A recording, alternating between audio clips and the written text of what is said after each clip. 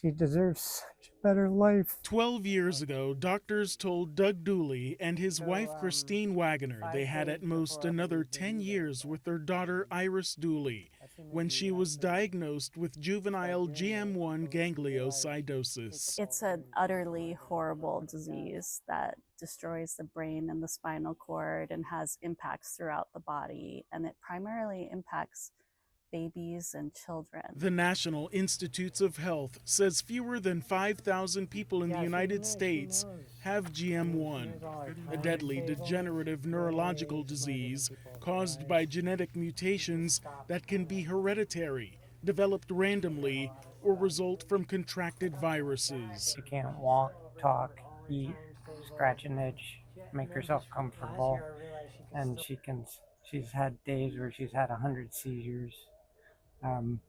It's truly brutal. We first met Iris back in 2015. She was 8 years old and had recently been diagnosed with the disease. At that point, she was still active and playful with her younger brother Carter. But over time, her motor functions have deteriorated. 3 years later, we met with Iris and her family after a doctor's appointment at UCSF Benioff Children's Hospital in San Francisco. And her smile was still there, and she could still walk, but only with assistance. I feed her once an hour. Today, Iris is limited to communicating with her eyes and requires a feeding tube 12 times a day. She's lost a lot, but we're grateful that she's still able to smile. We communicate by... In February, she celebrated her 18th birthday. Since her diagnosis, Doug has been a full-time stay-at-home dad. Christine spends her days running the nonprofit organization the couple co-founded, the Cure GM1 Foundation.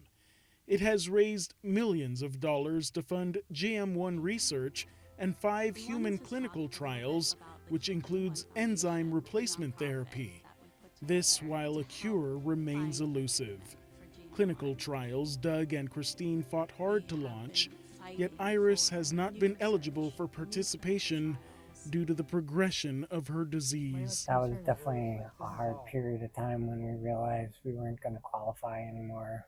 But we kept pushing forward, and Christine's gotten all these other trials to happen, despite it not really going to benefit us, but you just want to solve it for others because you don't want anyone going through this. I have a lot of empathy and a lot of, motivation and drive to develop better solutions for children like Iris. Dr. Tippy McKenzie is a pediatric surgeon and director of the UCSF Broad Stem Cell Center with research focused on stem cell transplantation in utero to treat genetic diseases. What my research team and a number of us at UCSF and around the world are trying to develop are therapies that can be given as early as possible, sometimes even before birth, so that we can save neurons before there's irreversible damage. The NIH says only about 5% of rare diseases have FDA-approved treatments.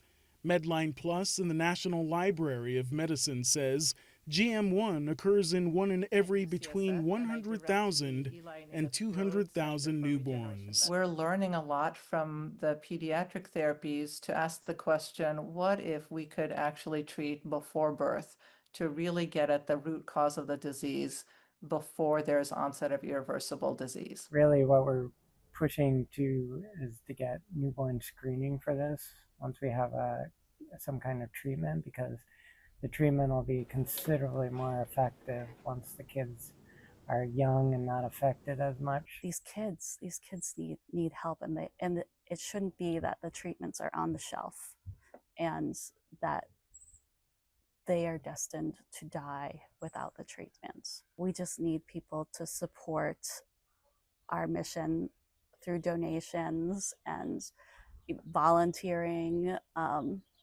sharing the message, the story, and to care about rare diseases, because rare diseases actually aren't that rare. And they are taking a toll on so many families who deserve better. I really want people to know how horrible. At least a fighting chance.